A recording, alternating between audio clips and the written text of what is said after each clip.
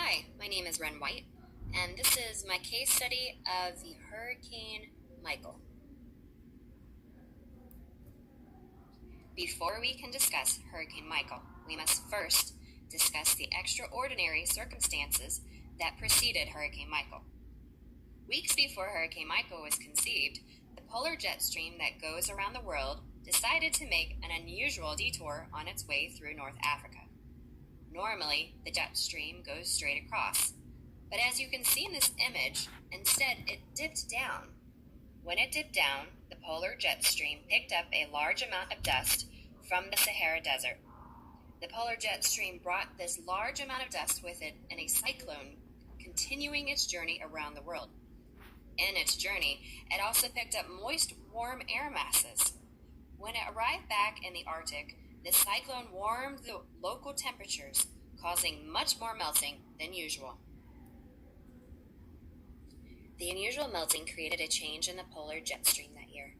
As you can see in the top image, the jet stream normally dips down close to Florida, which would bring cold air to the seasonal warmth. This cold jet stream heralds the end of the hurricane season in this region. As the cold jet streams break apart the warm, moist air that comes with hurricanes. The bottom image shows the jet stream's path for October 2018. The cold jet stream did not come towards Florida this year. Instead, it went the opposite path and went upwards. If this jet stream had gone its normal pathway, then Hurricane Michael might never have been. This is a diagram of a hurricane. During a hurricane, storm surges are made from pressure pushing down through the eye. The pressure pushes water at a strong force down into the ocean. As a hurricane approaches land, the bottom of the ocean is not as far away. This causes the water to, instead of going down, to go outward. This outward force of ocean water creates storm surges that come inland at extreme heights and strengths. Areas that are not directly affected by the hurricane are often affected by the storm surges that wipe out houses and knock down trees.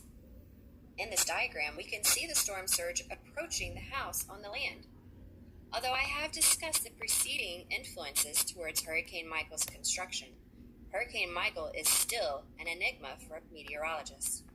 There is a westerly wind shear that comes across the area that tore a hole in the eye wall of Hurricane Michael. Normally, when a hurricane is not at a Category 3 yet, and the westerly wind breaks the eye wall, then the hurricane will start to decompose. What shocked all of the meteorologists was that instead of disintegrating, Hurricane Michael kept. Hurricane Michael was originally observed on October 2nd, 2018. While growing in strength through the Caribbean Sea, it destroyed property and caused the death of 13 people. Hurricane Michael made land on October 10th, 2018, being the fourth largest hurricane to make landfall on U.S. shores. When arriving, Hurricane Michael was at a Category 4, only shy of Category 5 by 2 points, this making it the third strongest hurricane in U.S. history. Hurricane Michael came ashore on a little coastal town named Mexico Beach. The storm surges had already destroyed most of the town. What was left was demolished by Hurricane Michael.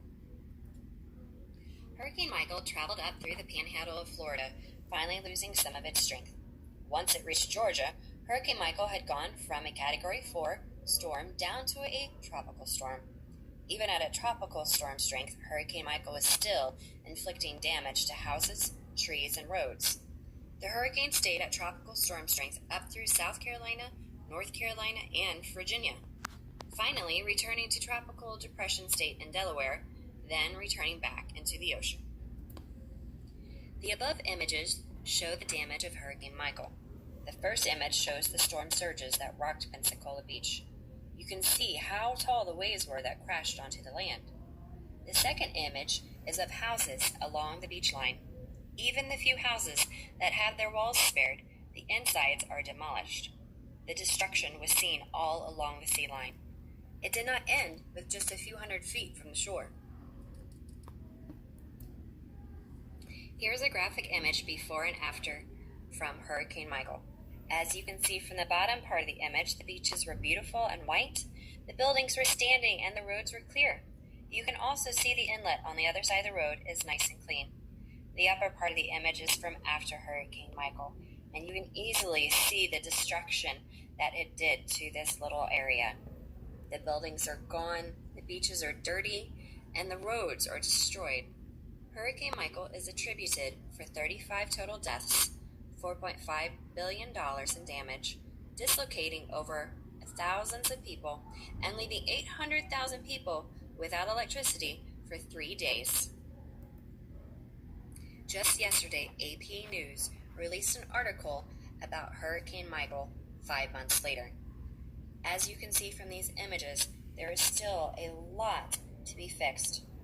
People are still struggling just to get groceries, get their children to school, and try to find a place to live. Kids' schools are vacant or demolished. This little girl is walking past rows of tables that used to be filled but are now empty. The picture in the middle is of a classroom that cannot be used. The food picture on the bottom is in a vacant classroom that was just left, mold just growing. The two people in the trailer have houses that were given to them by the Federal Emergency Management Agency. They're still waiting on their houses to be fixed and a place to live. Let's keep these people in our thoughts and prayers as they are still trying to put their lives together.